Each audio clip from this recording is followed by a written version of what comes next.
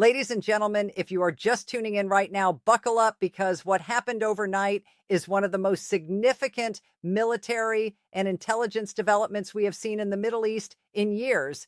And I am not exaggerating when I say that the entire balance of power in that region may have just shifted permanently.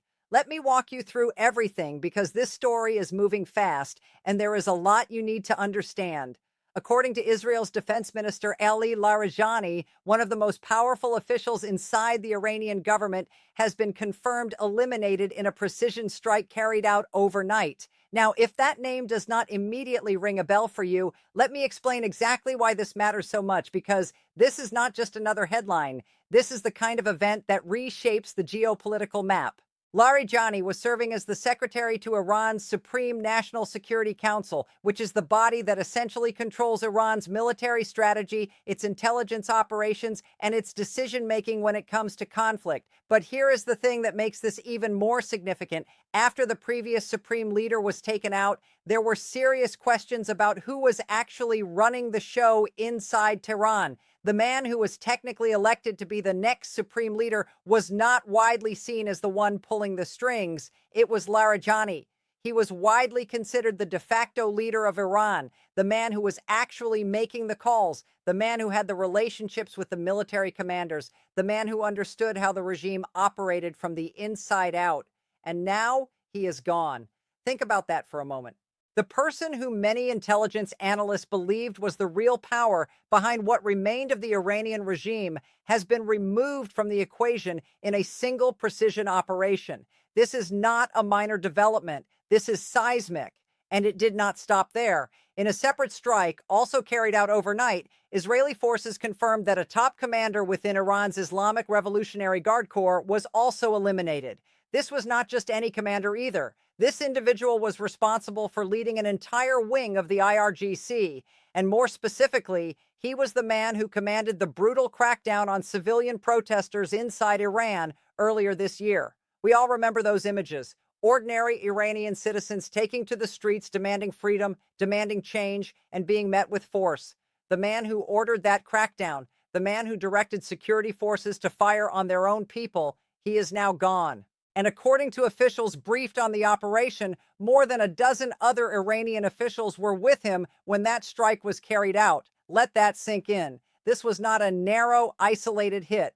This was a calculated, intelligence-driven operation that took out an entire cluster of senior leadership in one move. Now, I want to take you back a few days because the context here is critical to understanding just how dramatic this moment really is. Just days before this strike, Larijani was walking freely through the streets of Tehran. He was giving live television interviews. He was essentially showing the world, showing the Americans and the Israelis specifically, that he could move openly, that he was untouchable, that the strikes and the pressure campaign had not reached him. He was projecting confidence. He was projecting defiance. And then just days later, a precision strike ended all of that. The intelligence that led to this operation, according to a senior Israeli official, was the product of a joint effort between the United States and Israel. This was not a unilateral move. This was a coordinated, carefully planned operation that drew on the intelligence capabilities of both nations working together. And that partnership, that level of coordination, tells you everything you need to know about how seriously both Washington and Jerusalem are taking this campaign. Now, let me shift to the bigger picture because this strike did not happen in a vacuum. Over the past 24 hours, Israeli forces have launched a series of airstrikes across multiple locations inside Iran. We have seen new video released by the Israeli Defense Forces showing the scope of these operations, and the scale is significant. This is not a limited engagement. This is a sustained, methodical campaign designed to systematically dismantle the Iranian regime's ability to wage war. And the response from Iran and its allies tells you just how desperate the situation has become on their side. Overnight, the United States Embassy compound in Baghdad was targeted by drones and rockets. One of those drones struck an area just outside the embassy compound itself. Now, thankfully, no injuries were reported, but let me be very clear about what that represents. An attack on a U.S. embassy compound is an attack on American sovereignty. It is an attack on American personnel, and it is a sign that Iran's remaining proxies are lashing out in whatever way they can, even as the command structure above them crumbles. Meanwhile, in northern Israel, Hezbollah, Iran's most powerful proxy force in Lebanon, continued launching rockets toward communities near the border. We have seen video of large fires burning in that area as a result of these attacks. The Israeli military has been expanding its ground operations against Hezbollah, pushing deeper into areas that have long served as strongholds for the organization. An Israeli military spokesman addressed the situation overnight, making it clear that Israel had anticipated this kind of escalation and had been preparing for it well before the current campaign began. They had established defensive positions along the northern border, reinforced protection for communities in the area, and called up reserves to ensure they could sustain operations on multiple fronts simultaneously. This is a military that is operating with a long-term plan, not reacting to events, but shaping them. Now, here is where things get really interesting and honestly, where the story takes on a dimension that could define the next chapter of this entire conflict.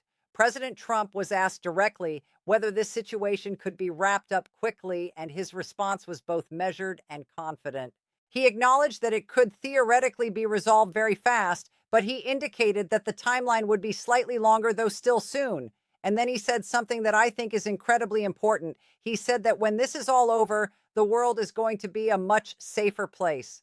That is not just rhetoric. When you look at what has been accomplished in the span of just days and weeks, the systematic removal of Iran's senior leadership, the degradation of its military capabilities, the disruption of its proxy networks, you start to understand why the president feels confident making that statement.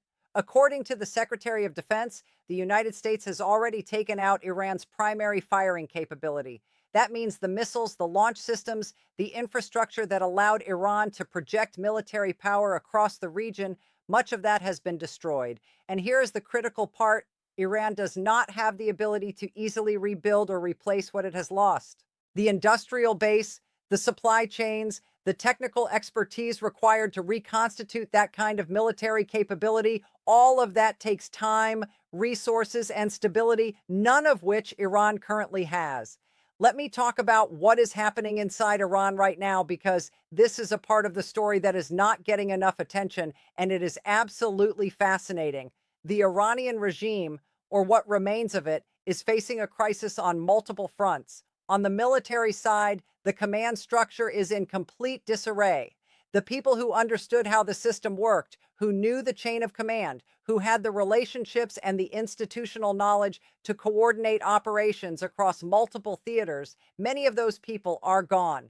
The individuals who are stepping into their roles are less experienced, less connected, and less capable of managing the kind of complex multi-front conflict that Iran is currently engaged in. And we are already seeing the consequences of that breakdown in real time. In recent days, Iranian political leaders, including the president and foreign minister, have publicly stated that they have ordered their forces not to fire on countries in the Persian Gulf region, countries that in some cases have been offering mediation and support. And yet, literally minutes after those public statements were made, Iranian military forces fired on those very same countries.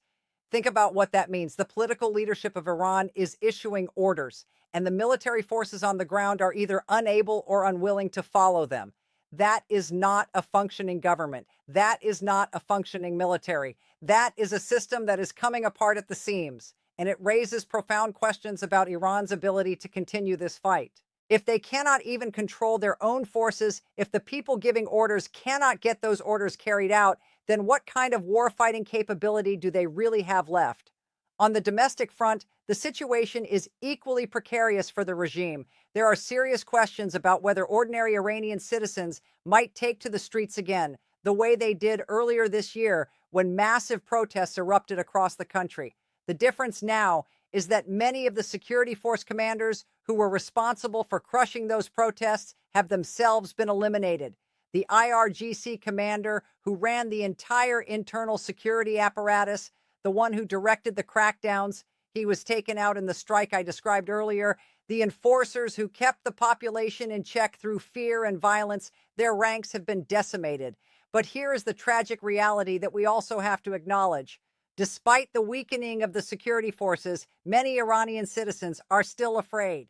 They remember what happened during the earlier protests. They remember that tens of thousands of people were targeted by the regime. They remember the violence, the arrests, the disappearances. And even now, with the security apparatus weakened, there is still a very real fear that going into the streets could mean facing whatever remaining forces the regime can muster.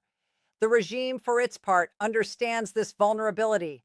There are reports that what is left of Iran's internal security apparatus is going door to door, literally house to house, trying to find citizens who have access to satellite internet service.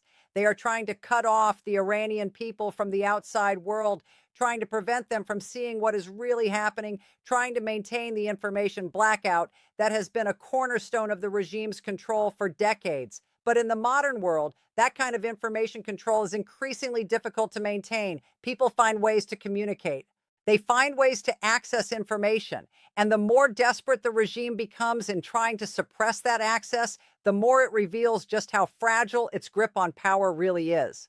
Now, I want to address something that is developing on the diplomatic front, because this is where the next phase of this story is going to play out. There are reports that Iran's foreign minister reached out directly via text message to a senior American envoy, essentially saying, "Let us talk." And according to that envoy, that kind of direct outreach from the Iranian side had never happened before. That is extraordinary. For years, decades even, the Iranian regime has maintained a posture of defiance toward the United States. They have refused direct negotiations. They have used intermediaries. They have insisted on preconditions. And now, with their leadership decimated, their military capabilities degraded, and their command structure in chaos, they are reaching out directly and saying, "We want to have a conversation." That tells you everything you need to know about where things stand. The question now becomes, what does the United States do with that opening? What are the terms? What are the conditions? What does a deal look like that actually ensures long-term stability and security, not just for the region, but for the world? Those are the questions that are going to dominate the next days and weeks. And there is one more question that hangs over all of this, perhaps the most important question of all. Who is actually in charge in Iran right now? The previous supreme leader was taken out. Larijani, who was widely seen as the real power, has now been eliminated.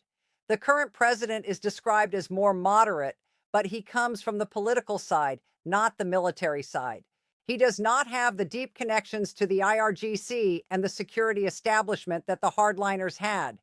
President Trump himself has publicly questioned whether the person who is supposed to be the current supreme leader is even alive.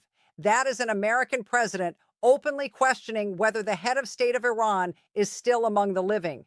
And the fact that there has been no definitive answer to that question tells you how much confusion and uncertainty exists at the very top of what is left of the Iranian power structure. Iran had planned for this scenario to some degree. They had what intelligence analysts describe as a mosaic defense, a system designed so that if top leaders were removed, others could step in and continue operations independently. And to some extent, that system is functioning. There are people filling the roles of those who have been eliminated, but those replacements are less experienced. They do not understand the full scope of the command structure. They do not have the same relationships, the same institutional knowledge, the same authority, and that is showing in the increasingly erratic and uncoordinated actions we are seeing from Iranian forces across the region. Let me bring this all together because I think it is important to understand the full scope of what is happening here. What we are witnessing is not just a military campaign. It is the systematic dismantlement of a regime that has been the primary source of instability in the Middle East for over 4 decades. Iran's support for proxy forces from Hezbollah in Lebanon to various groups in Iraq, Syria, Yemen, and beyond has fueled conflicts, destabilized governments, and cost countless lives. The military operations being carried out by the United States and Israel are targeting not just individual leaders, but the entire infrastructure that allowed the Iranian regime to project power and sow chaos across the region. The missile systems are being destroyed. The command networks are being disrupted. The leadership that directed it all is being removed, and the diplomatic channels are opening in ways that were unimaginable just weeks ago. Now, I am not going to sit here and tell you that everything is going to be smooth from here on out. There are real risks. There are proxy forces that still have the ability to cause harm.